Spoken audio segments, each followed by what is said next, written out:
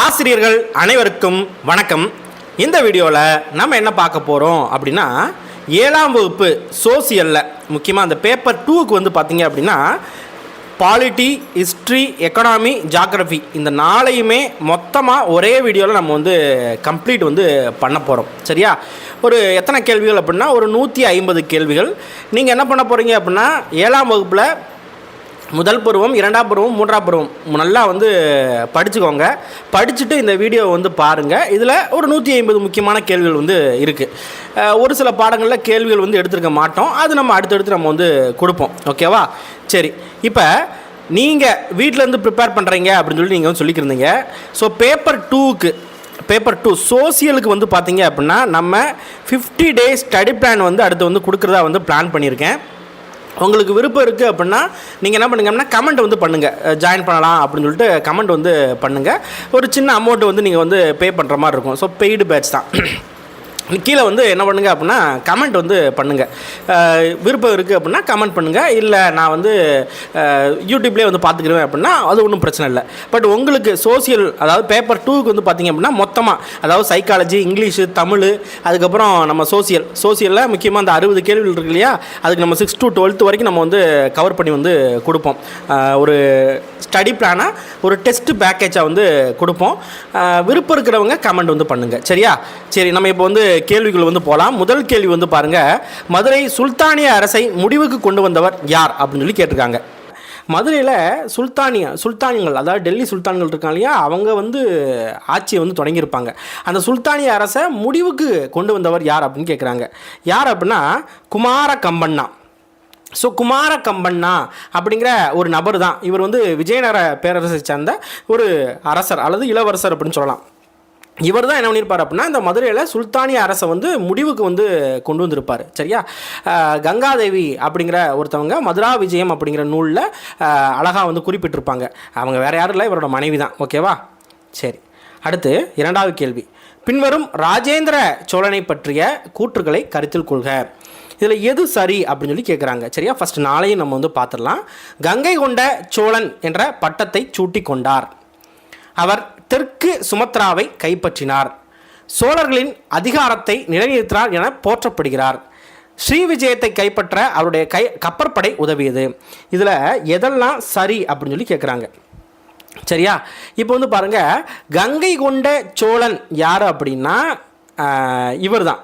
அதாவது இந்த ராஜேந்திர சோழன் தான் கங்கை கொண்ட சோழன் அப்படின்னு சொல்லி சொல்லுவாங்க.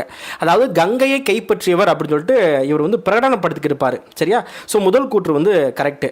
அடுத்ததாக தெற்கு சுமத்ராவை கைப்பற்றியவர். சரியா? அதாவது ஸ்ரீ விஜய பேரரசு அப்படின்னு சொல்லுவாங்க. சரியா? ஸ்ரீ விஜய பேரரசு அதாவது இவரோட கடற்படை இந்த ஸ்ரீ விஜய பேரரசை கைப்பற்ற என்ன அப்படின்னா உதவி புரிந்தது அப்படின்னு சொல்லியிருப்பாங்க. சரியா? ஸோ கரெக்ட் தான். சோழர்களின் அதிகாரத்தை நிலைநிறுத்தினார். ஆமாம், சோழர்களோட அதிகாரத்தை நிலைநிறுத்தினார். அடுத்து ஸ்ரீ விஜயத்தை கைப்பற்ற அவருடைய கப்பற்படை உதவியது. கரெக்டு தான். சரியா? ரைட். இப்போ வந்து பாருங்கள், இதில் அனைத்தும் சரி அப்படிங்கிறது தான் சரியான விடை. அதே மாதிரி இந்த முதலாம் ராஜேந்திரன் காலம் என்ன அப்படின்னா 1014 1044 வரைக்கும். சரியா? 1014 1044 வரைக்கும். இந்த முதலாம் ராஜேந்திரன் யார் அப்படின்னா ராஜராஜ சோழன் அப்படின்னு இருக்கார் இல்லையா, அதனால் முதலாம் ராஜராஜ சோழன் அவரோட பையன் தான் முதலாம் ராஜேந்திர சோழன். மெஜாரிட்டி இந்த சோழர்களில் வந்து பார்த்திங்க அப்படின்னா இந்த ராஜராஜ சோழனும் ராஜேந்திர சோழனும் பெரிய அளவில் வந்து பேசப்படுவாங்க. ஏன் அப்படின்னா நிறைய கோயில்கள் வந்து கட்டி வச்சுருக்காங்க. சரியா? அவங்களோட ஆட்சி நிர்வாகமும் நல்லா இருந்துச்சு அப்படின்னு சொல்லி சொல்லுவாங்க. ஓகேவா? என்னென்ன அப்படின்னு சொல்லி பின்னால் வந்து பார்க்கலாம். காணிக்கடன் என்பது யாது? காணிக்கடன் அப்படிங்கிறது என்ன அப்படின்னா நில வரி. எண்ணாயிரம் என்னும் கிராமத்தில் வேத கல்லூரி ஒன்றை நிறுவியவர் யார்? எண்ணாயிரம் அப்படிங்கிற ஒரு கிராமத்தில் வேத கல்லூரி. சரியா? வேத கல்லூரி யார் நிறுவனாங்க அப்படின்னா முதலாம் ராஜேந்திர சோழன். ஸோ முதலாம் ராஜேந்திர சோழன் அதாவது கங்கை கொண்டான் அப்படின்னு சொல்லக்கூடிய இந்த முதலாம் ராஜேந்திர சோழன் தான் எண்ணாயிரம் அப்படிங்கிற ஒரு இடத்துல என்ன பண்ணியிருக்காங்க அப்படின்னா ஒரு வேத கல்லூரியை வந்து என்ன பண்ணியிருப்பார் அப்படின்னா நிறுவியிருப்பார். சரியா? அரிகேசரியை சமண மதத்திலிருந்து சைவ சமயத்திற்கு மாற்றியவர் யார்? அரிகேசரி. சரியா? அரிகேசரியை எதிலிருந்து சமண மதத்திலிருந்து சைவ மதத்திற்கு மாற்றியவர் யார்? யார் அப்படின்னா திருஞான சம்பந்தர். அதாவது அரிகேசரி அப்படிங்கிற ஒரு பாண்டிய மன்னர் அப்படின்னு சொல்லலாம். சரியா? ஸோ இவரை என்ன பண்ணியிருக்காரு அப்படின்னா சைவத்துறவியான திருஞான சம்பந்தர் சமண மதத்திலேருந்து சைவத்திற்கு வந்து மாற்றிருக்காரு. இந்த அரிகேசரி தான் சமணர்களை கழுவேற்றியதாக சொல்கிறாங்க. சரியா? சமணர்களை கழுவேற்றியதாக சொல்கிறாங்க. பாண்டிய அரசு செல்வச் செழிப்பு மிக்க உலகிலேயே மிக அற்புதமான பகுதி என்று புகழாரம் சூட்டிய வெளிநாட்டு பயணி யார்? யார் அப்படின்னா Marco polo. So Marco polo தான் இந்த பாண்டிய அரசு செல்வ செழிப்பு மிக்க உலகிலேயே மிக அற்புதமான பகுதி அப்படின்னு சொல்கிறாரு. சரியா? அதே மாதிரி இவர் மேலே என்ன சொல்கிறார் அப்படின்னா இலங்கையோடு சேர்ந்து பெரும்பாலான மாணிக்க கற்கள் முத்துக்கள் யார் உற்பத்தி பண்ணுறாங்கன்னா இந்த பாண்டிய அரசு தான் வந்து உற்பத்தி பண்ணுது அப்படின்னு சொல்லியிருக்காரு. ஓகேவா? அதே மாதிரி இந்த பாண்டிய அரசில் சதி அப்படிங்கிற நிகழ்வு வந்து இருந்திருக்குது, பலதார மனம் அப்படிங்கிறது இருந்திருக்குது அப்படிங்கிறதையும் சொல்லியிருக்காரு. கண்ணனூர் போரில் வெற்றி பெற்றவர் யார்? கண்ணனூர் போரில் வெற்றி பெற்றவர் யார்? ஸோ வெற்றி பெற்றவர் யார் அப்படின்னா சுந்தரபாண்டியன். சுந்தரபாண்டியன் தான் கண்ணனூர் அப்படிங்கிற போரில், சரியா, சுந்தரபாண்டியன் கண்ணனூர் அப்படிங்கிற போரில் என்ன பண்ணியிருக்காரு அப்படின்னா வெற்றி பெற்றிருக்காரு. சரியா? இந்த கண்ணனூர் போர் வந்து யார் யாருக்கு இடையில வந்து நடக்கும் அப்படின்னா சுந்தரபாண்டியனுக்கும் வீர சோமேஸ்வரர் அப்படிங்கிற ஒருத்தருக்கும் என்ன பண்ணியிருக்கோம் அப்படின்னா இந்த போர் வந்து நடந்திருக்கும். சரியா? இதில் வந்து மாலவ பகுதியோட அரசர் தான் இந்த வீர சோமேஸ்வரர் அப்படிங்கிற ஒருத்தர். இந்த வீர சோமேஸ்வரர் தான் ரொம்ப வீரமாக வந்து சுந்தரபாண்டியனை போருக்கு வந்து அழைச்சிருப்பார். அந்த போர் தான் கண்ணனூர் அப்படிங்கிற இடத்துல வந்து நடக்கும். அதில் சுந்தரபாண்டியன் வந்து ஜெயிச்சிருவார். சரியா? ஜெயிச்சிருவார். உள்நாட்டு கழகத்தில் கொல்லப்பட்ட சோழ ஆட்சியாளர் யார்? உள்நாட்டு கழகத்தில் கொல்லப்பட்ட சோழ ஆட்சியாளர் யார் அப்படின்னா அதிராஜேந்திரன். ஸோ அதிராஜேந்திரன் தான் உள்நாட்டு கழகத்தில் கொல்லப்பட்டிருப்பார். சரியா? பாண்டியர்களின் நகரமான காயலுக்கு 2 முறை வருகை தந்த வெளிநாட்டு பயணி யார்? பாண்டியர்களின் நகரம் காயல், அதுக்கு 2 டைம் வந்து ஒரு வெளிநாட்டு பயணி வந்து வந்திருக்காரு. அது யார்? Marco polo. ஒட்டுமொத்த தமிழகத்தையும் தனது கட்டுப்பாட்டின் கீழ் கொண்டு வந்த பாண்டிய ஆட்சியாளர் யார்? அவரோட காலத்தில் வந்து ஒட்டுமொத்த தமிழகத்தையுமே வந்து என்ன பண்ணியிருக்காரு அப்படின்னா தன்னோட கட்டுப்பாட்டின் கீழே வந்து கொண்டு வந்தார். சடையவர்மன் சுந்தரபாண்டியன். ஸோ நம்ம சுந்தரபாண்டியன் அப்படின்னு சொல்லி குறிப்பிட்டோம் இல்லையா? அதாவது சடையவர்மன் சொல்லுவாங்க, இல்லைனா ஜடாவர்மன் அப்படின்னு சொல்லுவாங்க. இவர் என்ன சொல்லுவாங்க? ஜடாவர்மன் அப்படின்னு சொல்லுவாங்க. சரியா? இவர் காலத்தில் தான் ஒட்டுமொத்த தமிழகத்தையும் என்ன பண்ணுறாரு அப்படின்னா அவரோட ஆட்சியின் கீழே வந்து கொண்டு வராரு. அதேமாதிரி இவரோட காலத்தில் தான் இவரோட எல்லை பகுதி வந்து பார்த்திங்கன்னா ஆந்திரா நெல்லூர் வரைக்கும் வந்து இருந்துச்சு அப்படின்னு சொல்கிறாங்க. ஹொய்சாளர்களை இவர் வந்து கட்டுக்குள்ளே வந்து வச்சுருந்துருக்கிறாரு. ஓகேவா? ஹொய்சாளர்களை கட்டுக்குள்ளே வச்சுருக்காரு. அதே மாதிரி மலைநாட்டு தலைவன் சேர அரசர் ஒருத்தர் வந்து இருக்கார். அவருக்கு கீழே வந்து இவர் வந்து கப்பம் கட்ட வந்து சம்மதிச்சிருப்பார். சரியா? கப்பம் கட்ட சம்மதிச்சிருப்பார். ஓகே. வேள்விக்குடி செப்பேடுகளின் கொடையாளி என அறியப்படுபவர் யார்? இதெல்லாம் முக்கியமானது. வேள்விக்குடி செப்பேடுகளின் கொடையாளி என அறியப்படுபவர் யார்? முதலாம் வரகுணன். ஸோ முதலாம் வரகுணன் தான் வேள்விக்குடி செப்பேடுகளின் கொடையாளி அப்படின்னு சொல்லிட்டு அறியப்படுறார். பாண்டிய அரசர்களுள் களப்பிரர் ஆட்சியை முடித்து வைத்தவர் என அறியப்படுபவர் யார்? களப்பிரர் ஆட்சியை முடித்து வைத்தவர் கடுங்கோன். பாண்டியர்களில் களப்பிரர் ஆட்சியை முடித்து வைத்தவர் யார் அப்படின்னா கடுங்கோன் அப்படிங்கிற ஒருத்தர். இந்த கடுங்கோனை பொறுத்த வரைக்கும் என்ன அப்படின்னா 6ஆம் நூற்றாண்டோட இறுதியில் களப்பிரர்கள்ட்டிருந்து பாண்டியர்களோட பகுதியை இவர் வந்து என்ன பண்ணியிருப்பார் அப்படின்னா மீட்டிருப்பார். சரியா? மீட்டிருப்பார். பாண்டியர்களின் அரசு செயலகம் எவ்வாறு அழைக்கப்பட்டது? பாண்டியர்களோட அரசு செயலகம் எவ்வாறு அழைக்கப்பட்டது? எழுத்து மண்டபம். தென்னிந்தியாவில் உள்ள மிக பழமையான கட்டுமான கோவில் எது? கடற்கரை கோவில். அழகிய நம்பி கோவில் எங்கு அமைந்துள்ளது?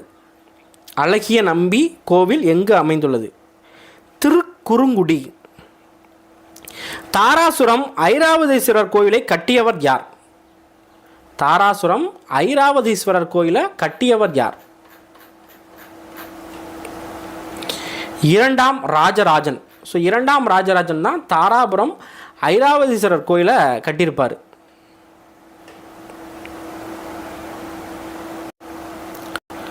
அடுத்து வந்து பாருங்க, காஞ்சி கைலாசநாதர் கோவில் இரண்டாம் நரசிம்மவர்மனால் கட்டப்பட்டது.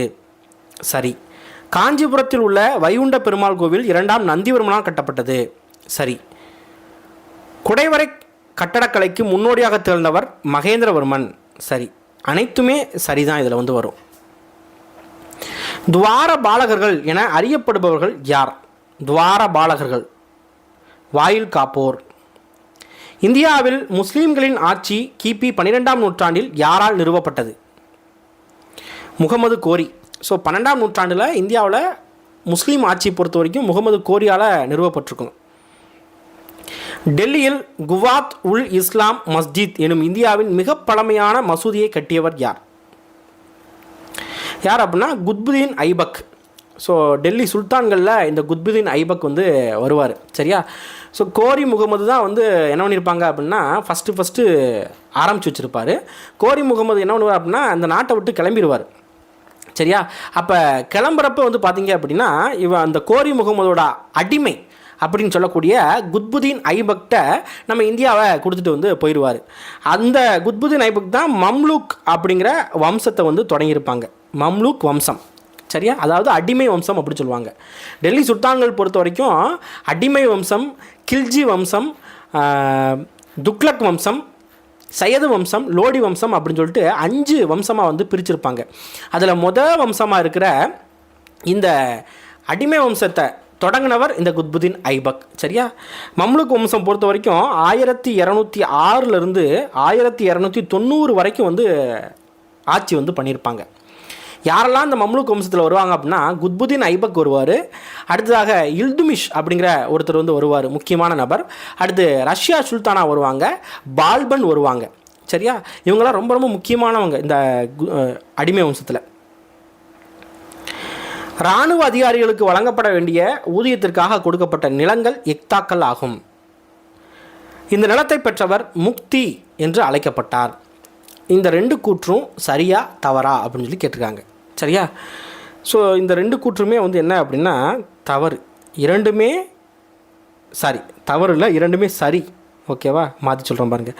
இக்தாக்கள் கரெக்டு தான், அதே மாதிரி முக்தி அப்படிங்கிறது கரெக்டு தான். சரியா? 2ம் சரி அப்படிங்கிறது தான் சரியான விடை. ஆக்ரா நகரை நிர்மாணித்தவர் யார்? ஆக்ரா நகரை நிர்மாணித்தவர் யார்? யார் அப்படின்னா சிக்கந்தர் லோடி. சரியா? சிக்கந்தர் லோடி. ஸோ லோடி வம்சத்தில் சிக்கந்தர் லோடி அப்படிங்கிற ஒருத்தர் தான் என்ன பண்ணியிருப்பார் அப்படின்னா ஆக்ரா நகரை வந்து நிர்மாணிச்சிருப்பார். ஓகேவா? அதாவது லோடி அரச வம்சம் பொறுத்த வரைக்கும் 1451 1526 வரைக்கும் வந்து இருக்கும். இதில் பஹ்லூல் லோடி அப்படின்ன ஒருத்தர் வந்து வருவார். அவருக்கு அப்புறம் தான் சிக்கந்தர் லோடி வந்து வருவார். அதுக்கு முன்னாடியே வேறு ஒரு லோடி வந்து வந்திருப்பார். அது நம்ம இப்போ வந்து வேண்டாம். சரியா? இப்போ லாஸ்ட்டு லோடி யார் அப்படின்னா இப்ராஹிம் லோடி அப்படின்னு சொல்லுவாங்க. இவர் தான் ரொம்ப முக்கியமானவர், இப்ராஹிம் லோடி அப்படிங்கிறவர். ஓகேவா? நிலவரியை தானியமாக வசூல் செய்யும் முறையை பின்பற்றியவர் யார்? நிலவரியை தானியமாக வசூல் செய்யும் முறை அலாவுதீன் கில்ஜி. ஸோ கில்ஜி வம்சத்தில் ஒரு மிக முக்கியமான அரசர் யார் அப்படின்னா இந்த அலாவுதீன் கில்ஜி. அவர் தான் என்ன பண்ணுறாரு அப்படின்னா நிலவரியை தானியமாக என்ன பண்ணுறாரு அப்படின்னு கேட்டால் எடுக்கிறாரு, அதாவது வாங்குறாரு. இவரோட காலம் 1296 1316 வரைக்கும் இவரோட காலம் வந்து கொடுத்துருப்பாங்க. அலாவுதீன் கில்ஜி பொறுத்த வரைக்கும் ஜலாலுதீன் கில்ஜியோட மருமகனாக தான் வந்து இருப்பார். ஜலாலுதீன் கில்ஜி தான் கில்ஜி அரச வம்சத்தை தொடங்கியிருப்பார். இவருக்கு வந்து என்ன ஆசை அப்படின்னா அலாவுதீன் கில்ஜிக்கு என்ன ஆசை அப்படின்னா இந்தியாவே நம்ம கண்ட்ரோலில் வந்து வச்சுருக்கணும் அப்படிங்கிற ஆசை. அதே மாதிரியே கண்ட்ரோலில் கொண்டு வந்துடுவார். ஒரு மிக திறமையான ஒரு அரசர் தான் இந்த அலாவுதீன் கில்ஜி. சரியா? காரணம் என்ன அப்படின்னா அலாவுதீன் கில்ஜியோட படை தளபதி மாலிக் கஃபூர் அப்படிங்கிற ஒருத்தவங்க வந்து இருப்பாங்க. சரியா? ஸோ மாலிக் கஃபூர் பொறுத்த வரைக்கும் 1310 மதுரை வரைக்கும் வந்து படையெடுத்து வந்து வந்திருப்பாங்க. அவங்க தான் வந்து மதுரை சுல்தானியத்தை வந்து தொடங்கியிருப்பாங்க. அதே மாதிரி இவர் காலத்தில் வந்து சித்தூர் சூறையாடல் ரொம்ப ரொம்ப முக்கியமான ஒன்று 1303 நடந்திருக்கும். சித்தூர் சூறையாடல் அப்படிங்கிறது ஓகேவா. ராஜபுத் அப்படின்னு சொல்லக்கூடிய ராஜபுத்திர படைகளுக்கும் அலாவுதீன் படைகளுக்கும் என்ன அப்படின்னா சண்டை வந்து நடக்கும். அதான் சித்தூர் சூறையாடல் அப்படின்னு சொல்லுவாங்க. அப்போ என்ன ஆகும் அப்படின்னா ராஜபுத்திர படைகள் ரொம்ப சூப்பராக வந்து சண்டை போடுவாங்க. பட் இருந்தாலும் அலாவுதீனோட படைகள் வந்து பார்த்திங்க அப்படின்னா ஏதோ ஒரு கட்டத்தில் வந்து ஜெயிச்சிருவாங்க. அது எப்படியோ ஒரு இதில் வந்து ஜெயிச்சிருவாங்க. அப்போ வந்து என்ன நடக்கும் அப்படின்னா அங்கே ஜவுக்கர் அப்படின்னு சொல்லக்கூடிய ஒரு சடங்கு வந்து நடக்கும். அதாவது தோற்று போவோம் அப்படின்னு சொல்லி தெரிஞ்சு போச்சு அப்படின்னா கோட்டைக்குள்ளே பெண்கள் எல்லாமே வந்து பார்த்திங்க அப்படின்னா தீயிட்டு இறந்து போவாங்க. அது வந்து சித்தூர் சூறையாடலில் தான் நடந்திருக்கும் 1303. ரொம்ப முக்கியமானது. மங்கோலியரிடம் சட்லஜ் நதியை கடந்து படையெடுத்து வர மாட்டார்கள் என்ற உறுதிமொழியை பெற்ற சுல்தான் யார்? யார் அப்படின்னா பால்பன். ஸோ இந்த மங்கோலியர்கள் அப்படின்னு சொல்லக்கூடிய நபர்கள் வந்து பார்த்திங்க அப்படின்னா நம்ம இந்தியாவில் ஒரு வந்துட்டாங்க அப்படின்னா பாகுபலியில் அந்த காலக்கேர் சொல்லுவாங்க இல்லையா, அந்த மாதிரி தான் அந்த மங்கோலியர்கள். சரியா? ஸோ அவங்க வந்துட்டாங்கன்னா எல்லாத்தையும் அழிச்சு விட்டு போயிடுவாங்க. அப்படிங்கிறப்ப அவங்கள்ட்ட வந்து ஒரு உறுதிமொழி மாதிரி வந்து யார் வாங்கியிருக்காங்க அப்படின்னா பால்பன் வந்து வாங்கினார், வரமாட்டோம் அப்படின்னு சொல்லிட்டு. சித்தூர் சூறையாடல் நடைபெற்ற ஆண்டு எப்போது? 1303. குதுப் மினாருக்கு அடிக்கல் நாட்டியவர் யார்? குதுப் மினார் இதுக்கு வந்து அடிக்கல் நாட்டியவர் யார் அப்படின்னா குத்புதீன் ஐபக். சரியா? குத்புதீன் ஐபக் அடிக்கல் நாட்டி கொஞ்சம் வந்து என்ன ஆகும் அப்படின்னா வேலை வந்து பார்ப்பாங்க. பட் அதை வந்து முடித்து வச்சவர் யார் அப்படின்னா அவருக்கு அடுத்து வந்த, சரியா, குத்புதீனுக்கு அடுத்து வந்த இல்துமிஷ் தான் வந்து என்ன பண்ணியிருப்பார் அப்படின்னா முடித்து வச்சுருப்பார். சரியா? ஓகே. 40 மைல் குழுவை உருவாக்கியவர் யார்? இது ரொம்ப முக்கியமான ஒன்று. 40 மைல் குழு அப்படின்னு சொல்லுவாங்க, இல்லைன்னா சகல்கானி அமைப்பு அப்படின்னு சொல்லுவாங்க. இதை வந்து உருவாக்கியவர் யார் அப்படின்னா இல்துமிஷ். யார்? இல்துமிஷ்.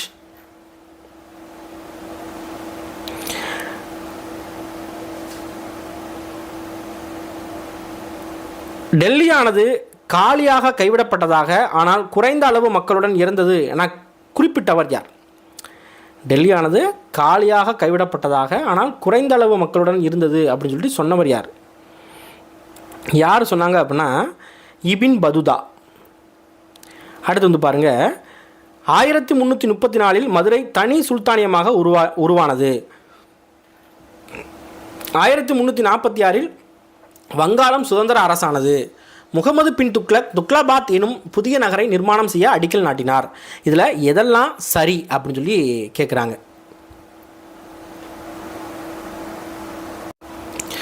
பாருங்கள், இதில் வந்து எது மட்டும் சரி அப்படின்னா இப்போ 1334 இருக்கு இல்லையா, இது வந்து 335 தனி சுல்தானியமாக உருவானது. அதே மாதிரி 1346 வங்காளம் சுதந்திர அரசானது.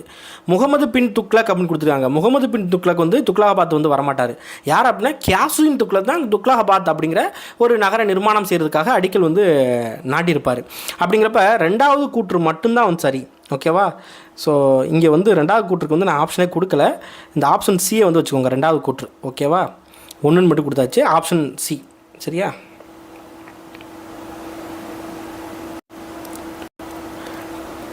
தைமூரின் படையெடுப்பால் டெல்லிக்கு அடுத்தபடியாக அதிகம் பாதிப்புக்கு உள்ளான பகுதி எது? அதிகம் பாதிப்புக்கு உள்ளான பகுதி பஞ்சாப். டெல்லி சுல்தானிய ஆட்சியாளர்களில் விவசாயிகளின் கடன்களை ரத்து செய்தவர் யார்? யார் ரத்து செஞ்சாங்க அப்படின்னா ஃபெரோஷா துக்ளக். ஸோ துக்ளக் வம்சத்தில் ஃபெரோஷா துக்ளக் வந்து இருப்பார். அதாவது துக்ளக் வம்சத்தில் 1320 1414 வரைக்கும் இருக்கும். அதில் கியாசுதீன் துக்ளக் வருவார். அடுத்து முகமது பின் துக்ளக் வருவார். இந்த முகமது பின் துக்ளக்கு அடுத்து வர்றவர் யார் அப்படின்னா ஃபெரோஷா துக்ளக் அப்படிங்கிற ஒரு நபர் வந்து வந்திருப்பார். 1351 1388 வரைக்கும் வந்து இவர் வந்து ஆட்சி பண்ணியிருப்பார். சரியா? இவர் யார் அப்படின்னா முகமது பின், அதாவது கியாசுதீன் அப்படிங்கிற ஒருத்தர் இருப்பார். அவரோட இளைய சகோதரர் மகன் தான் இந்த ஃபெரோஷ் ஷா துக்ளக் அப்படிங்கிறது. கியாசுதீன் நம்ம முத பார்த்தோம் இல்லையா, அவர் தான். ஓகேவா? ரைட். கட்டாய உணவு தானிய கொள்முதல் முறையை அறிமுகம் செய்தவர் யார்? அலாவுதீன் கில்ஜி. பின்வரும் கூற்றுகளை கருத்தில் கொள்க. பால்பன் 40 மைல் குழுவை ஒழித்தார். இக்தா முறையை அறிமுகப்படுத்தினார். சதி செய்வோரை கண்டறிய ஒற்றர் துறை ஒன்றை நிறுவினார். இதில் எது தவறு அப்படின்னு சொல்லி கேட்குறாங்க. ஆக்சுவலாக 40 நிமிர் குழு அல்லது சகல்காணி அமைப்பை அறிமுகப்படுத்தியவர் யார் அப்படின்னா இல்துமிஷ் வந்து அறிமுகப்படுத்தியிருப்பார். அதை ஒழித்தவர் யார் அப்படின்னா பால்பன் தான் வந்து ஒழித்திருப்பார். சரியா, இக்தா முறையை வந்து அறிமுகப்படுத்தியிருக்க மாட்டார். 2 வந்து வராது.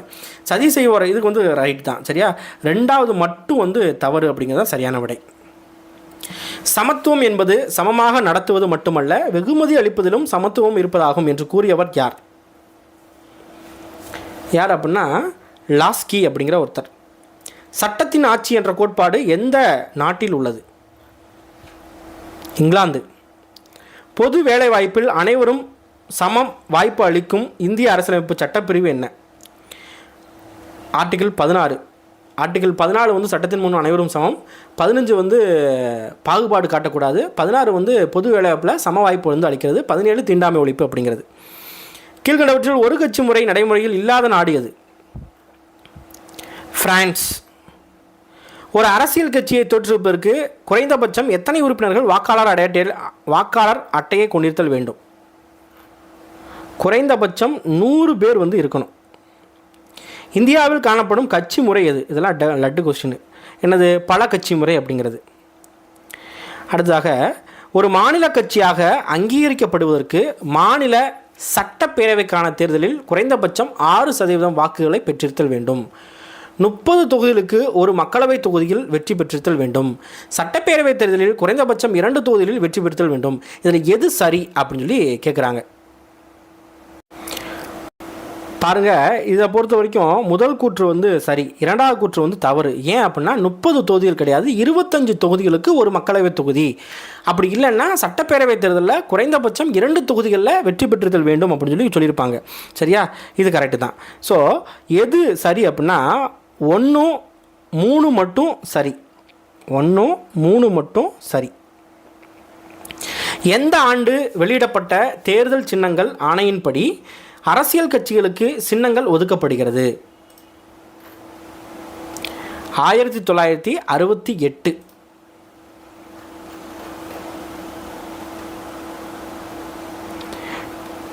தேசிய கட்சியானது குறைந்தபட்சம் 4 மாநிலங்களில் வலிமை உடையதாக இருத்தல் வேண்டும். தேசிய கட்சி. சரியா, குறைந்தபட்சம் எத்தனை மாநிலங்கள்? 4 மாநிலங்கள். ஓகே. அடுத்து, தேசிய கட்சி தனக்கான பிரத்யேகமான சின்னத்தை நாடு முழுவதற்கும் கொண்டிருக்கும். இதில் எது சரி அப்படின்னு சொல்லி கேட்குறாங்க. என்ன அப்படின்னா 2மே சரி தான். 2மே சரி.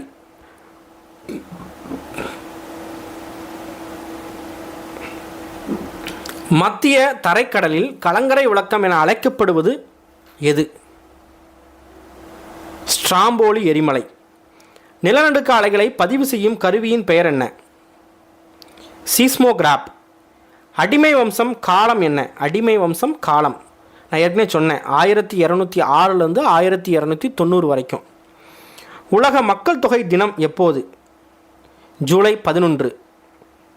பருத்தி ஆலை என்பது எந்த வகை உற்பத்தியில் வரும்? பருத்தி ஆலை 2ஆம் நிலை உற்பத்தி. நமது நாட்டு மொத்த உள்நாட்டு உற்பத்தியில் பெரும் பங்கு வகிப்பது என்ன? எந்த உற்பத்தி பெரும் பங்கு வந்து வகிக்குது? சேவைத்துறை தான் அதிகமாக வந்து இருக்கும். அது வந்து எதில் இருக்கும் அப்படின்னா 3ஆம் நிலையில் இருக்கும். பொருளியலின் தந்தை என்று அழைக்கப்படுபவர் யார்? Adam Smith.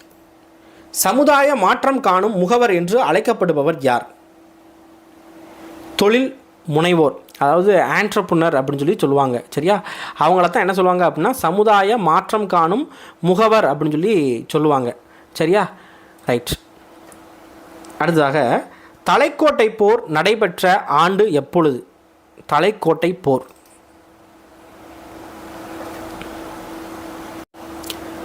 தலைக்கோட்டை போர் நடைபெற்ற ஆண்டு 1565. கிருஷ்ணதேவராயர் எந்த வம்சத்தைச் சேர்ந்தவர்?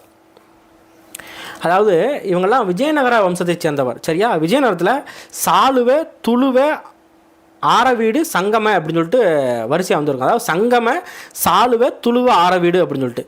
இதில் கிருஷ்ணதேவராயர் எந்த வம்சத்தைச் சேர்ந்தவர் அப்படின்னா துளுவ வம்சத்தைச் சேர்ந்தவர். எந்த வம்சத்தை சேர்ந்தவர்? துளுவ வம்சத்தை சேர்ந்தவர். ரொம்ப முக்கியமான ஒரு அரசர். கிட்டத்தட்ட 20 ஆண்டுகள் வந்து என்ன பண்ணியிருப்பார் அப்படின்னா ஆட்சி வந்து பண்ணியிருப்பார். சரியா, இவரோட முதல் இலக்கு என்ன அப்படின்னா துங்கபத்ரா நதி பள்ளத்தாக்கு அப்படின்னு சொல்லுவாங்க. அந்த பகுதியில் அரசர்கள் இருப்பாங்க, அவங்கள வந்து அடக்கிறது தான் முதல் இலக்கு. அடுத்து ரெண்டாவது இலக்கு என்ன அப்படின்னா குல்பர்கா அப்படிங்கிற ஒரு பிளேஸ் வந்து இருக்கும், அதை வந்து கைப்பற்றணும் அப்படிங்கிறது தான் ரெண்டாவது இலக்கு.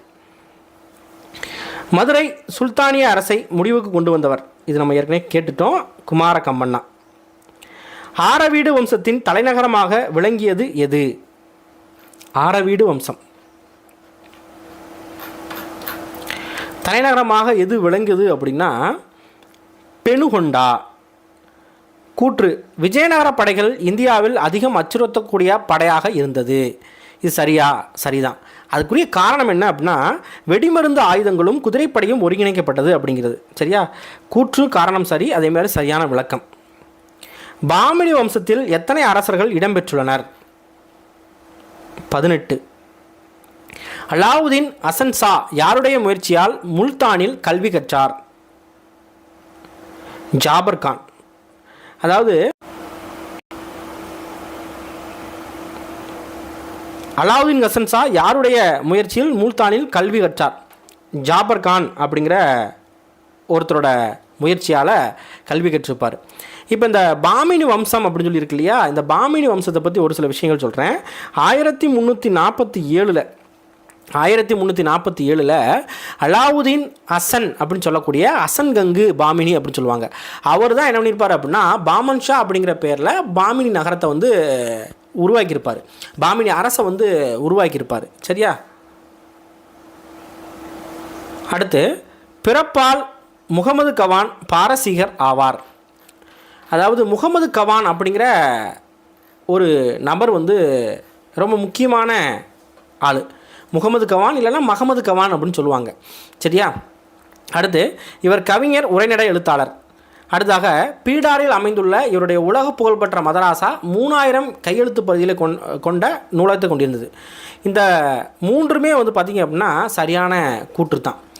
இந்த மஹமது கவான் இருக்கார் இல்லையா, இவரை பொறுத்த வரைக்கும் என்ன அப்படின்னா இவர் வந்து ஒரு அரசர் வந்து கிடையாது. 3ஆம் முகமது அப்படிங்கிற ஒருத்தர் வந்து இருப்பார். இவரை வந்து என்ன பண்ணியிருப்பார் அப்படின்னா வேலைக்கு வந்து வச்சுருப்பார், அதாவது அமைச்சராக வந்து வச்சுருப்பார். சரியா? ஆனால் இந்த முகமது கவானை பிடிக்காதவங்க நிறைய பேர் இருப்பாங்க. கடைசியில் வந்து இவரையே போட்டு கொடுத்து இவர் வந்து என்ன பண்ணிடுவாங்க அப்படின்னா கொல்ற அளவுக்கு வந்து மரண தண்டனை கொடுத்துருவாங்க. சரியா? அந்தளவுக்கு வந்து ட்விஸ்ட் அடிச்சு விட்ருவாங்க. பாமினி அரசின் சிறந்த மொழி அறிஞராகவும் கவிஞராகவும் விளங்கியவர் யார்? யார் அப்படின்னா சுல்தான் ஃபெரோஷ். ஜாம்பவதி கல்யாணம் எனும் நாடக நூல் யாரால் எழுதப்பட்டது? ஜாம்பவதி கல்யாணம் எழுதுனது யார் அப்படின்னா கிருஷ்ணதேவராயர். ஆமுக்தமால்யதா சமஸ்கிருத இலக்கியத்தில் தலைசிறந்த படைப்பாக கருதப்படுகிறது. இந்த நூல் நம்மாழ்வாரின் மகளான கோதை தேவியை பற்றியதாகும். ஆமுக்தமால்யதா என்பதற்கு தான் அணிந்த பின்னர் கொடுப்பவர் என பொருள் அப்படின்னு கொடுத்துருக்காங்க. இதில் எது தவறு அப்படிங்கிறாங்க. சரியா? ஸோ இதில் வந்து ஃபஸ்ட் 3வது கூற்று மட்டும்தான் வந்து சரியாக வந்திருக்கும். முதல் கூற்று தவறு, 2வது கூற்று வந்து தவறு. 1 மற்றும் 2 இந்த ரெண்டுமே வந்து தவறு. ஏன் தவறு அப்படின்னா ஆமுக்தமால்யதா சமஸ்கிருத இலக்கியம் கிடையாது, அது வந்து தெலுங்கு இலக்கியம், தெலுங்கு இலக்கியத்தோட தலை சிறந்த படைப்பு. அதே மாதிரி இது வந்து நம்மாழ்வார் மகள்னு கொடுத்துருக்காங்க, அது வந்து பெரியாழ்வாரோட மகள் தான் கோதை தேவி அப்படிங்கிறது. சரியா? லாஸ்ட்டில் இந்த ஆமுக்தமால்யதா அப்படிங்கிறது அணிந்த பின்னர் கொடுப்பவர் அப்படிங்கிறது கரெக்டு தான். சரியா? யாரை தோற்கடித்து பாபர் இந்தியாவில் முகலாய பேரரசை நிறுவினார்? இப்ராஹிம் லோடி. 1526 போர் வந்து நடந்திருக்கும். அந்த போரில் இப்ராஹிம் லோடியை வந்து என்ன பண்ணியிருப்பாங்க அப்படின்னா அதாவது பானிபட் போர்னு சொல்லுவாங்க. அதில் இப்ராஹிம் லோடியை தோற்கடித்து பாபர் வந்து உள்ளே வந்து வந்தார். அதே மாதிரி இப்ராஹிம் லோடி 1,00,000 படைவர்கள் வந்து வச்சுருப்பாங்க. ஆனால் பாபர் வந்து பார்த்திங்கன்னா வெறும் 10,000 படைவர்கள் தான் வச்சுருப்பார். அப்படி இருந்தாலும் ஜெயிச்சார். காரணம் என்ன அப்படின்னா பீரங்கி படை. இந்தியாவில் பாரசீக கட்டிட முறையை அறிமுகப்படுத்தியவர் யார்? பாரசீக கட்டிட முறை பாபர் தான். முகலாயர் நிர்வாகத்தில் மாவட்ட அளவிலான வரி வசூல் அதிகாரி எவ்வாறு அழைக்கப்பட்டார்? அமில் குஜார். புராண கிலாவை கட்டியவர் யார்? புராண கிலா ஷெர்ஷா சூரி. அதாவது இந்த முகலாயர் இல்லாமல் ஒருத்தர் வந்து இந்தியாவை வந்து ஆட்சி பண்ணார்னா யார் அப்படின்னா இந்த ஷெர்ஷா சூரி தான். அடுத்து சவுசா போர், கால்டிகட் போர், கன்னௌசி போர், லால்குயிலா. சவுசா போர் பொறுத்த வரைக்கும் என்ன அப்படின்னா 1539, கால்டிகட் போர் 1576, கன்னௌசி போர் 1540, லால்குயிலா 1639. 1, 2, 4, 3 அப்படிங்கிறது சரியான விடை. சேத்தக் என்பது யாருடைய குதிரை? பிரதாப் சிங். ஆலம்கீர் என அறியப்படுபவர் யார்? அவுரங்கசீப். ஆக்ராவில் உள்ள முத்து மசூதி, டெல்லியில் உள்ள ஜூமா மசூதி ஆகியவை எந்த முகலாயரின் ஆட்சியில் கட்டப்பட்டது? ஷாஜஹான். மன்சப்தாரி முறையை அக்பர் அறிமுகம் செய்தார். மன்சப்தாரி, சாட், சவார் எனும் இரு விடயங்களை சார்ந்திருந்தன. சாட் என்பது மன்சப்தார் பராமரிக்க வேண்டிய குதிரை வீரர்களின் எண்ணிக்கையை குறிப்பதாகும். சவார் என்பது மன்சப்தாரின் தகுதியை குறிப்பதாகும். இதில் எது சரின்னு கேட்குறாங்க. 1வது கூற்று சரிதான், 2வது கூற்று சரிதான், 3வது கூற்று 4வது கூற்று வந்து பார்த்திங்க அப்படின்னா தவறு. ஸோ 1 and 2 அப்படிங்கிறது தான் சரியான விடை. ஏன் இது வந்து தவறு அப்படின்னா, சாட் அப்படிங்கிறது என்னது அப்படின்னா அவரோட தகுதியை குறிப்பதாகும். சரியா, தகுதியை குறிப்பதாகும் சாட் அப்படிங்கிறது. அப்படியே மாற்றி வந்து கொடுத்துருக்காங்க. அதேமாதிரி சவார் அப்படிங்கிறது அந்த பராமரிக்க வேண்டிய குதிரை வீரர்களோட எண்ணிக்கையை வந்து குறிக்கிறது. சரியா. எந்த முகலாய ஆட்சியாளர் ஆங்கிலேயர்களுக்கு தங்கள் முதல் வணிக மையத்தை சூரத்தில் நிறுவ அனுமதி தந்தார்? யார் அப்படின்னா ஜஹாங்கீர். அக்பர் ராணா பிரதாப் சிங்கை எந்த போரில் தோற்கடித்தார்? கால்டிகட் போர். அக்பரின் வருவாய்த்துறை அமைச்சர் யார்? ராஜா தோடர்மால். சந்தேரி போர் நடைபெற்ற ஆண்டு எப்போது? 1528. அடுத்ததாக பொறுத்துக.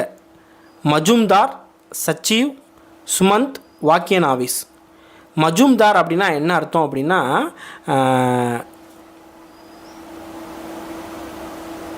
நிதி அமைச்சர். சச்சீவ்னா செயலர். சுமந்த் அப்படின்னா வெளியுறவுத்துறை அமைச்சர். வாக்கிய நாவிஸ் அப்படின்னா உள்துறை அமைச்சர். ஸோ 2, 1, 3, 4 அப்படிங்கிறது சரியான விடையாக வந்து வரும். இவங்கெல்லாம் எங்கே வருவாங்க அப்படின்னா அஷ்டப்பிரதான் அப்படின்னு சொல்லக்கூடிய சிவாஜியோட அவையில் வந்து வருவாங்க. அஷ்டப்பிரதான் அப்படின்னு சொல்லக்கூடியது. சரியா. சிவாஜியின் ஆசிரியராகவும் மற்றும் பாதுகாவலராகவும் இருந்தவர் யார்? அப்படின்னா தாதாஜி கொண்டதேவ். சத்ரபதி சிவாஜியின் அமைச்சர் குழுவின் பெயர் என்ன? அஷ்டப்பிரதான். சிவாஜி சத்ரபதி என்ற பட்டத்தை சூடிக்கொண்ட ஆண்டு 1674. சிவாஜியின் ஆட்சியில் ஆவண காப்பாளர் எவ்வாறு அழைக்கப்பட்டார்? குல்கர்னி.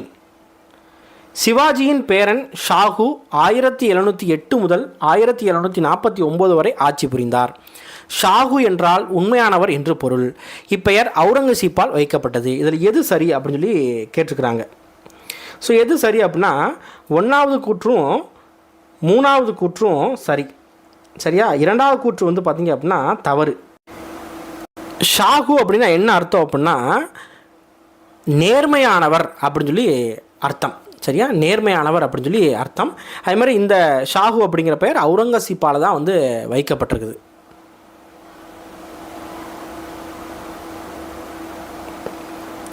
குஜராத் மற்றும் மாலவத்தை முகலாய ஆதிக்கத்திலிருந்து விடுபட அவர்களுக்கு எதிராக போரை அறிவித்தவர் யார்?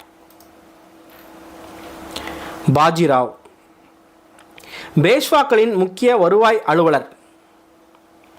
காமவிஸ்தார். தவறான இணையை கண்டுபிடிக்க. கெய்க்வாட் பரோடா, பேஷ்வா நாக்பூர், கோல்கர் இந்தூர், சிந்தியா குவாலியர். ஆக்சுவலாக இவங்கெல்லாம் எங்கே வந்து வருவாங்க அப்படின்னா இதெல்லாம் முக்கிய மராத்திய குடும்பங்கள். கெய்க்வாட் வந்து பார்த்திங்க அப்படின்னா பரோடா அப்படிங்கிறது கரெக்டு தான். சரியா. பான்ஸ்லே, அதாவது நாக்பூர் அப்படிங்கிற எதுக்கு வருவாங்க அப்படின்னா பான்ஸ்லேக்கு வந்து வருவாங்க. சரியா. பான்ஸ்லே அப்படிங்கிற இதுக்கு குடும்பத்துக்கு வந்து வருவாங்க. ஸோ 2வது தப்பு. கோல்கர் வந்து இந்தூர் கரெக்டு தான். சிந்தியா குவாலியர் கரெக்டு தான். அடுத்து பேஷ்வா அப்படிங்கிறது புனே பகுதிக்கு வந்து வரும். சரியா. அடுத்து பொறுத்துக. சிம்லா, ஷில்லாங், காங்டாங், நைனிடா. ஸோ இந்த சைடு அதுக்கான ஸ்டேட்டு. சிம்லா பொறுத்த வரைக்கும் இமாச்சல பிரதேசம். ஷில்லாங் பொறுத்த வரைக்கும் மேகாலயா. காங்டாங் பொறுத்த வரைக்கும் சிக்கிம். நைனிடால் பொறுத்த வரைக்கும் உத்தரகாண்ட். ஸோ 2, 4, 1, 3 அப்படிங்கிறது சரியான விடை. இந்தியாவின் நயகரா என அழைக்கப்படும் நீர்வீழ்ச்சி எது? இந்தியாவின் நயகரா அதிரப்பள்ளி நீர்வீழ்ச்சி. அதிரப்பள்ளி சரியா. ஸோ ஜாகிரபியில் வளங்கள் அப்படிங்கிற ஒரு டாபிக் வந்து வரும். அந்த டாப்பிக்கில் எல்லாமே முக்கியம் சரியா. ஓகே, அதுக்கடுத்த பாடம் சுற்றுலா அப்படிங்கிற ஒரு பாடம் வந்து வரும். அதுவும் ரொம்ப ரொம்ப முக்கியமானது. முக்கியமாக நம்ம இந்தியாவில் உள்ள நிறைய விஷயங்கள், தமிழ்நாட்டில் உள்ள நிறைய விஷயங்கள் வந்து கொடுத்துருப்பாங்க. ஓகேவா. ராந்தம்பூர் தேசிய பூங்கா எந்த மாநிலத்தில் அமைந்துள்ளது? ராந்தம்பூர்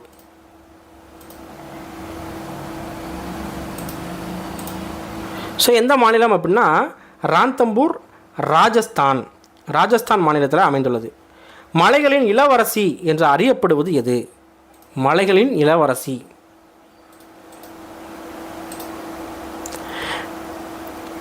எது அப்படின்னா கொடைக்கானல். மலைகளின் ராணி அப்படின்னா ஊட்டி. மலைகளின் இளவரசி அப்படிங்கிறது கொடைக்கானல் சரியா. அதே மாதிரி ஏழைகளின் ஊட்டி அப்படின்னா ஏற்காடு. ஏழைகளின் ஊட்டி ஏற்காடு. 14 கொண்டை ஊசி வளைவுகள் உடையது என்ன அப்படின்னா ஏலகிரி சரியா. பச்சை மலை அப்படின்னு சொல்லக்கூடியது கோத்தகிரி. தெற்கின் கைலாஸ் அப்படின்னு சொல்லக்கூடியது வெள்ளங்கிரி மலை. ஓகேவா. இயற்கையின் சொர்க்கம் அப்படின்னு சொல்லக்கூடியது ஜவ்வாது மலை. உயர்ந்த மேகங்கள் குவியும் பகுதி அப்படின்னு சொல்லக்கூடியது மேகமலை அப்படிங்கிறது. வெள்ளோட் பறவைகள் சரணாலயம் எந்த மாவட்டத்தில் அமைந்துள்ளது? வெள்ளோட் பறவைகள் சரணாலயம்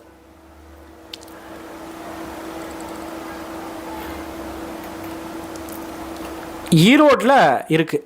நம்ம பறவைகள் சரணாலயம் பொறுத்த வரைக்கும் வேட்டங்குடி பறவைகள் சரணாலயம் சிவகங்கை, காரைவெட்டி அப்படிங்கிறது அரியலூர், வேடந்தாங்கல் அப்படிங்கிறது காஞ்சிபுரம். கீழ்கண்டவற்றில் நில நீர்வீழ்ச்சி என்று அழைக்கப்படுவது எது? சுருளி நீர்வீழ்ச்சி. அடுத்ததாக சீனாவில் உள்ள 3 கார்ஸ் நீர்மின் சக்தி திட்டம் உலகின் மிகப்பெரிய நீர்மின் சக்தி திட்டமாகும். இதன் கட்டுமானப் பணி 1994 ஆரம்பிக்கப்பட்டு 2012 முடிவுற்றது. இதில் நிறுவப்பட்ட திறனானது 22,500 மெகாவாட். இதில் எது தவறுன்னு கேட்குறாங்க. எதுவுமே வந்து தவறு இல்லை, எல்லாமே வந்து சரிதான். தாமிர உற்பத்தியில் முதலிடம் வகிக்கும் நாடு எது? தாமிர உற்பத்தியில் முதலிடம் வகிக்கும் நாடு சிலி. உலக கலாச்சார பல்வகை நாள் மே 21. பொறுத்துக. சமணம் பொறுத்த வரைக்கும் பசாதி அப்படின்னு சொல்லுவாங்க. ஜுடாயிசம் சினஹாக், ஜெராஸ்ட்ரியம் அஹியாரி, புத்தம் விகாரா. ஸோ 2, 1, 3, 4 அப்படிங்கிறது கரெக்டு. இது முக்கியமான ஒன்று, டிஎன்பிஎஸ்சியில் ஏற்கனவே கேட்டிருக்காங்க. அழுக்கு நீக்கும் திரவம் மற்றும் சலவைத்தூள் தயாரிப்பில் பயன்படுவது எது? மேங்கனீஸ். கருப்பு தங்கம் என அழைக்கப்படுவது எது? பெட்ரோலியம். ஒரு சிலரில் வந்து நிலக்கரி கூட சொல்லுவாங்க சரியா. ஸோ நம்மளுக்கு புக்கில் கொடுத்தது பெட்ரோலியம். அடுத்து மசகு எண்ணெய் மற்றும் அலங்கார சுவரொட்டிகள் தயாரிப்பில் மைக்கா சேர்க்கப்படுகிறது. மைக்கா உற்பத்தியில் சீனா உலகளவில் முன்னிலை வகிக்கிறது. மாஸ்கோவைட் மற்றும் பயோடைட் ஆகியவை மைக்காவின் தாதுக்கள் ஆகும். இதில் எது சரின்னு கேட்டிருக்காங்க. 3மே வந்து என்ன அப்படின்னா சரிதான். ஒவ்வொரு ஆண்டும் ஜனவரி மாதம் எத்தனையாவது ஞாயிற்றுக்கிழமை உலக மத நல்லிணக்க நாள் கொண்டாடப்படுகிறது? 3வது. நிலநடுக்க அலைகளை பதிவு செய்யும் கருவியின் பெயர் என்ன? சீஸ்மோகிராஃப். நல் சரோவர் பறவை சரணாலயம் எந்த மாநிலத்தில் அமைந்துள்ளது? குஜராத். தேனி மாவட்டத்தில் அமைந்துள்ளது. பாம்பார் ஆற்றில் சிற்றறிவுகளாக உருவாகிறது. கொடைக்கானல் மலை அடிவாரத்தில் இந்நீர்வீழ்ச்சி விழுகிறது. இது எந்த நீர்வீழ்ச்சி? கும்பகரை நீர்வீழ்ச்சி. இயற்கையின் சொர்க்கம் என அழைக்கப்படுவது எது? நான் ஏற்கனவே சொன்னேன், இயற்கையின் சொர்க்கம் அப்படின்னு சொல்லிட்டு ஜவ்வாதை சொல்லுவாங்க. கோடியக்கரை வனவிலங்கு சரணாலயம் தமிழ்நாட்டில் எந்த மாவட்டத்தில் அமைந்துள்ளது? கோடியக்கரை, நாகப்பட்டினம். உலகளவில் தங்கத்தாது இருப்பு அதிகம் உள்ள நாடு எது? ஆஸ்திரேலியா. மேங்கனீசு மின்சார பேட்டரிகளில் தயாரிப்பில் பயன்படுகிறது. ஆமாம், பயன்படுகிறது. தென்னாப்பிரிக்கா உலகின் முன்னணி மாங்கனீசு உற்பத்தி. 2ம் சரி. மின் தொழில்களில் காப்பு பொருளாக பயன்படுத்தப்படும் தனிமம் எது? மைக்கா. மிகப்பெரிய சூரிய ஆற்றல் திட்டம் இந்தியாவில் எங்கு அமைந்துள்ளது? சூரிய ஆற்றல் திட்டம் கமுதி. ஒகேனக்கல் நீர்வீழ்ச்சி எந்த மாவட்டத்தில் அமைந்துள்ளது? தருமபுரி. அடுத்து ஏற்காடு. ஏற்காடு என்ன சொல்லியிருக்கேன்? ஏழைகளின் ஊட்டி அப்படின்னு சொல்லியிருக்கேனா? கோத்தகிரி பொறுத்த வரைக்கும் பச்சை மலை. ஆனைமலை பொறுத்த வரைக்கும் உயர் விளிம்பு அப்படின்னு சொல்லுவாங்க. மேகமலை பொறுத்த வரைக்கும் உயர்ந்த மேகங்கள் குவியும் பகுதி. 3, 4, 1, 2 சரி. அலையற்ற கடற்கரை என அறியப்படுவது என்ன? ராமேஸ்வரம் கடற்கரை. நீல ரத்தின நிறத்தில் காணப்படும் கடல் நீர் எந்த கடற்கரையின் சிறப்பம்சம்? தனுஷ்கோடி. அடுத்து டிசம்பர் 25, 2005ஆம் ஆண்டு இந்திய அரசால் கொண்டு வரப்பட்ட பேரிடர் மேலாண்மை சட்டத்தின் மூலம் தேசிய பேரிடர் மேலாண்மை ஆணையம் உருவாக்கப்பட்டது. இது பாதுகாப்புத்துறை அமைச்சகத்தின் நிறுவனமாகவும் அப்படி கொடுத்துருக்காங்க. இதில் எது சரின்னு கேட்குறாங்க. இதில் சரின்னு பார்க்குறப்ப ஒன்று மட்டும்தான் சரி, ரெண்டாவது தவறு. ஏன் தவறு அப்படின்னா இது உள்துறை அமைச்சகத்தோட நிறுவனம் அப்படின்னு சொல்லுவாங்க. NDMA தேசிய பேரிடர் மேலாண்மை ஆணையம் அப்படின்னு சொல்லுவாங்க. கீழ்கண்டவற்றில் பறவைகள் சரணாலயம் இல்லாதது எது? எது அப்படின்னா பத்ரா சரணாலயம். மற்ற எல்லாமே பார்த்திங்கன்னா பறவைகள் சரணாலயம். முக்கூர்த்தி தேசிய பூங்கா அமைந்துள்ள மாவட்டம் எது? முக்கூர்த்தி தேசிய பூங்கா நீலகிரி. கீழ்கண்டவற்றில் முற்றா நிலக்கரி என அறியப்படுவது யாது? பிட். புகைப்பட பொருள் தயாரிப்பில் பயன்படும் கனிமம் எது? வெள்ளி. அடுத்து எது தவறுன்னு கேட்டிருக்காங்க. சுண்ணாம்புக்கல் என்பது ஒருவித படிவுப்பாறை. சரியா? கரெக்டு தான். புதை படிம எரிபொருட்கள் ஹைட்ரோ கார்பனிலிருந்து உண்டானவை. கரெக்டு தான். உலகின் பாதிக்கும் மேற்பட்ட சுண்ணாம்புகள் உற்பத்தி சீனாவில் நடைபெறுது. கரெக்டு தான். ஸோ எதுவுமே தவறு கிடையாது, எதுவும் இல்லை அப்படிங்கிறது தான். புனித ஜார்ஜ் கோட்டை எங்கு அமைந்துள்ளது? புனித ஜார்ஜ் கோட்டை சென்னையில் இருக்குது. மாநில சட்டமன்ற உறுப்பினர் ஆவதற்கான வயது தகுதி என்ன?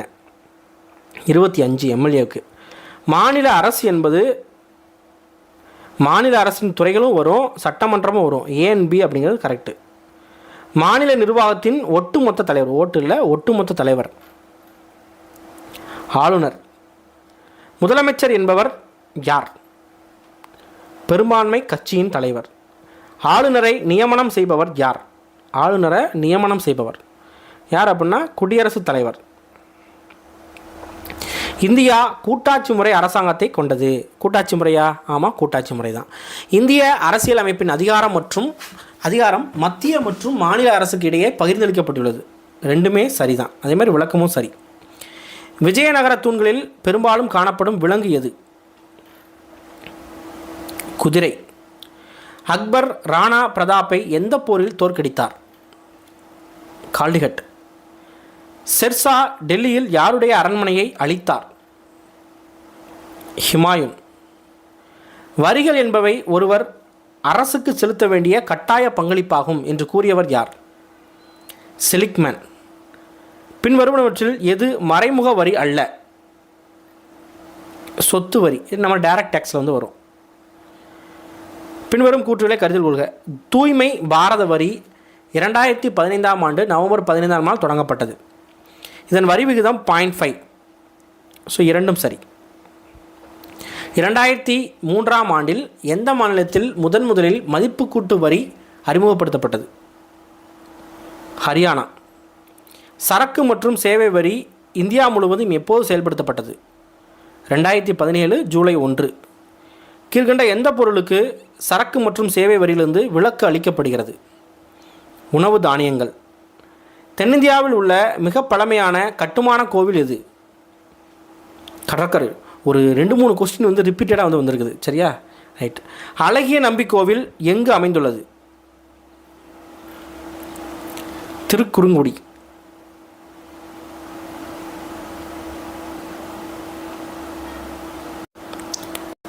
ஸோ 2-3 கேள்வி ரிப்பீட்டட். ஓகேவா? ரைட். சுதந்திர இந்தியாவின் முதல் பெண் ஆளுநர் யார்? சரோஜினி நாயுடு. பெண்களுக்கான முதல் பள்ளி எப்போது தொடங்கப்பட்டது? 1848. இந்தியாவின் முதல் பெண் பாதுகாப்புத்துறை அமைச்சராகவும் முதல் பெண் நிதி அமைச்சராகவும் பதவி வகித்தவர் யார்? Nirmala Sitharaman. Sirimavo Bandaranaike, Ilangai. Valentina Tereshkova, Soviet ஒன்றியம். Junko Tabei, Japan. Charlotte Cooper, England. Booker பரிசை வென்ற முதல் இந்திய பெண்மணி யார்? அருந்ததி ராய்.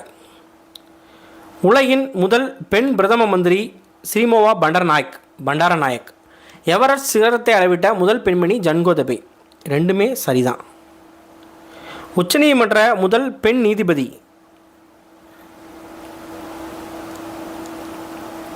பாத்திமா பிவி. பெண்களை மேம்படுத்தும் விதமாக உள்ளாட்சி அமைப்பில் எத்தனை சதவீத இடஒதுக்கீடு வழங்கப்பட்டுள்ளது? 50%.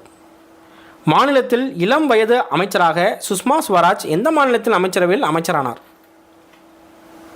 ஹரியானா. ஐக்கிய நாடுகளின் பொதுச்சபையில் முதல் பெண் தலைவர் விஜயலட்சுமி பண்டிட். காஞ்சன் சௌத்ரி பட்டாச்சாரியா என்பவர் முதல் பெண் காவல்துறை இயக்குனர்.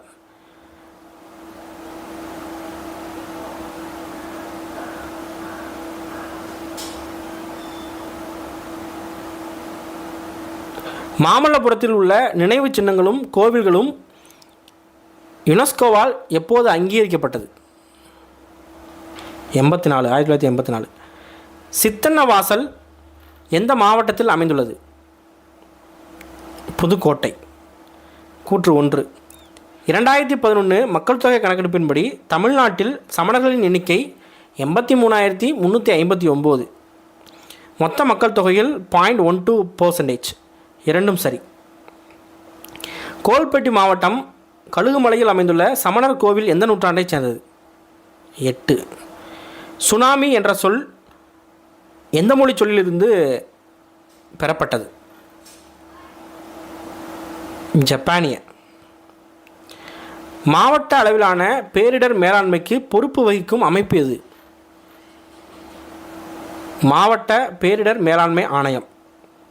சரி, இதில் வந்து ஒரு 6-7 கொஸ்டின் வந்து ரிப்பீட்டடாக வந்திருக்குன்னு நினைக்கிறேன். ஓகேவா? டோட்டலாக ஒரு 150 கேள்விகள் வந்து நம்ம வந்து பார்த்துருக்கோம். இதே மாதிரி அடுத்து 8th 9th 10th நான் என்ன பண்ணுறேன் அப்படின்னா அப்டேட் வந்து பண்ணுறேன். நன்றி.